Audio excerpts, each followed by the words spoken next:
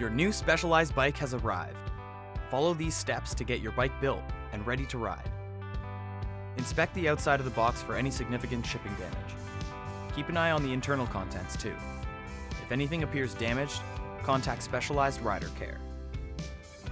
Assembly requires basic mechanical skills and quality tools.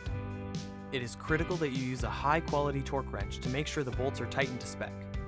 Bolts that are either too loose or too tight may compromise the safety of the assembly. You're at the right video for any Turbo SL bikes with flat handlebars, such as on a mountain bike. We're using a Kenevo SL in this example. Before we get started, let's be clear about the tools you need. Torque wrench, 4, 5, and 6mm hex keys, bike grease, carbon paste, scissors or diagonal cutters, and a pedal wrench or a 6 or 8mm hex key, depending on the type of pedals you have. If a torque wrench is not supplied, be sure to acquire your own. It is necessary to safely tighten your equipment to specific values. Torque specifications can be found in the user manual or printed on the part near the bolt. Inside the box, you will find important documents such as the user manual, owner's manual, and assembly guide. When assembling your bike, follow along with the assembly guide. You must also completely read the owner's manual and user manual, as they include important safety information that should be reviewed carefully and entirely. This video is a visual guide to supplement those documents. Also included is your bike's charger.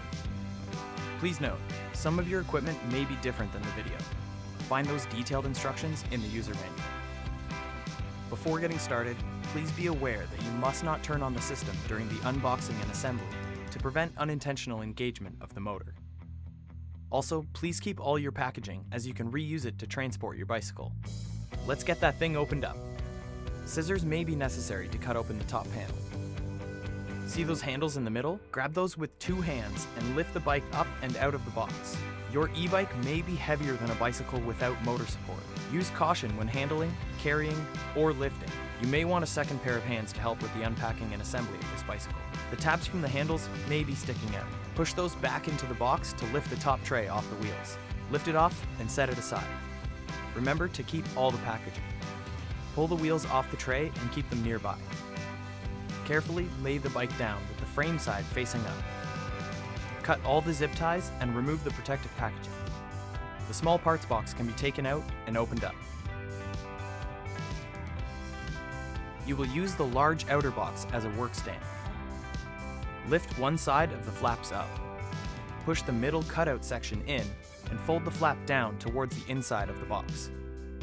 Get the bike and lift it out of the packaging. Place the fork inside the box, fork and stem facing forward, cradling the frame on the cutout. Keep the back end elevated. Do not set it down on the rear derailleur. Use the small parts box under the bottom bracket to hold the rear end up. Bring the rear wheel over and keep it within reach of the box. Now is also a good time to make sure you have a 6mm hex key in your pocket. If your derailleur has a cage lock, push the cage forward to create chain slap and engage the lock. Unthread the axle from the rear dropout with that 6mm hex you have in your pocket. Set it aside. There is a small spacer in the rear brake caliper. Take it out. Do not squeeze the rear brake lever now that the spacer is removed. Doing so will compress the disc brake pads together. A plastic tire lever can be used to pry the pads apart. Contact Rider Care for further support. Pick up the rear wheel. Rotate the rear derailleur back and slide the wheel up into the frame. Be sure to aim the disc rotor into the rear caliper.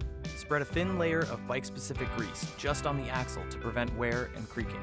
Use that 6mm hex in your pocket to thread the axle back into the rear dropouts. Use a torque wrench to fully tighten the axle to specification listed in the manual. You will need to install the handlebar on your new bike. Identify which stem your bike came with. Some are marked no gap. Remove the 4 bolts from the faceplate. Make sure to keep them somewhere safe, like your pocket. Place the handlebar in the stem. Begin attaching the faceplate by threading the bolts in by hand to get started. Make sure your handlebar is level and centered in the stem. If your handlebar comes with an S logo that is visible through the faceplate, make sure the S logo is facing forward and is centered. If your stem is not marked no gap, using the torque wrench, gradually tighten each bolt a half a turn at a time, alternating in a cross pattern until each bolt begins to feel tight. Recheck the handlebar position to make sure the bar is level and centered in the stem. Finish tightening each bolt with the torque wrench to the specified value labeled on the stem and listed in the manual. If your stem is marked no gap, follow these instructions. Completely screw in the top 2 bolts by hand.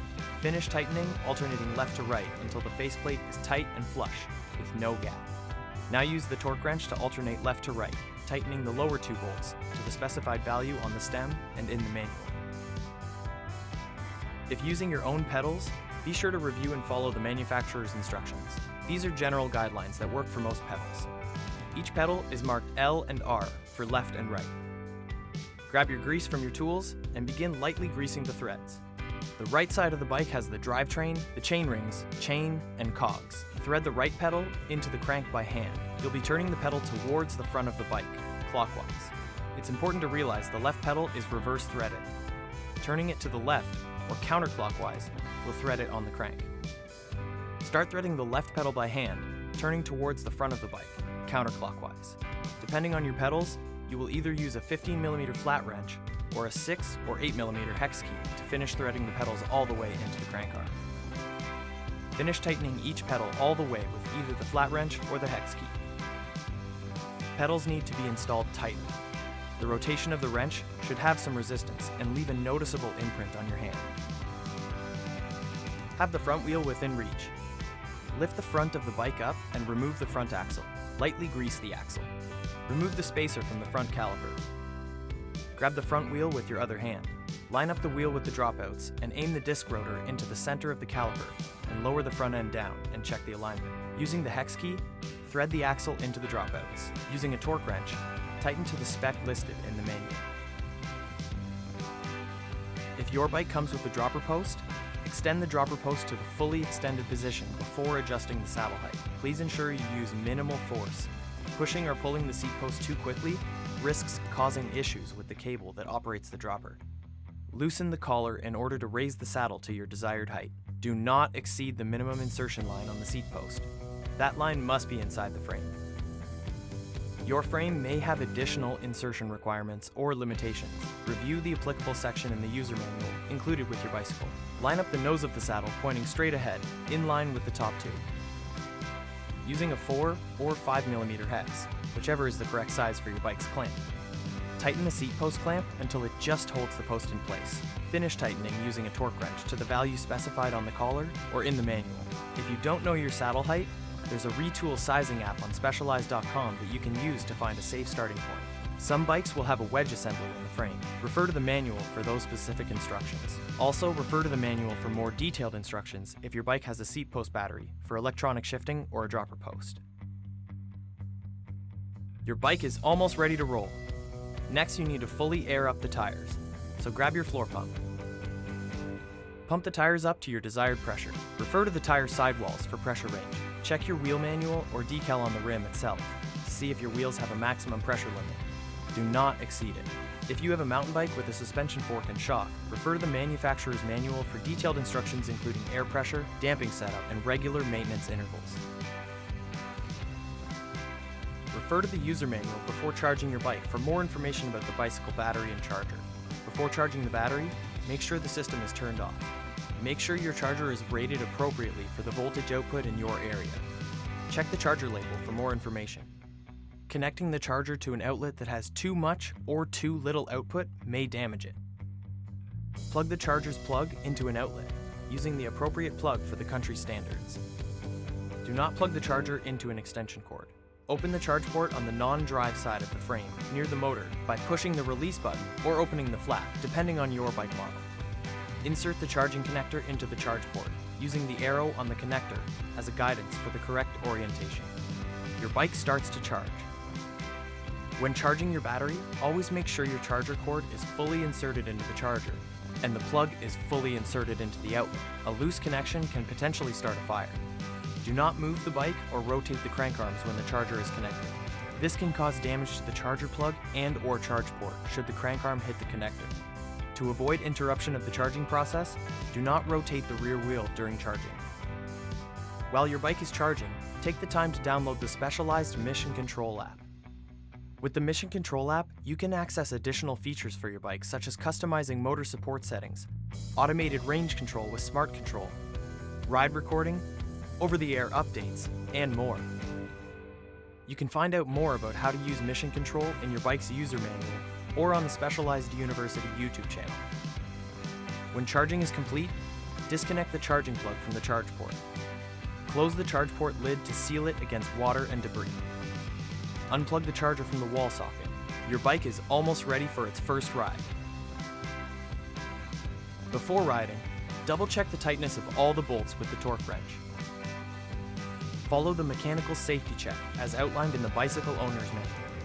Also, you can check the tightness of the handlebars by holding the front wheel between your legs and twisting them side to side. If anything moves, realign everything and tighten the bolts to specification. Contact Specialized Rider Care with any questions or issues you have with your new bike. Connect your bike to Mission Control or log on to specialized.com to register your new bike with your unique serial number. Your bike's frame's lifetime warranty is activated when you register. Enjoy the ride.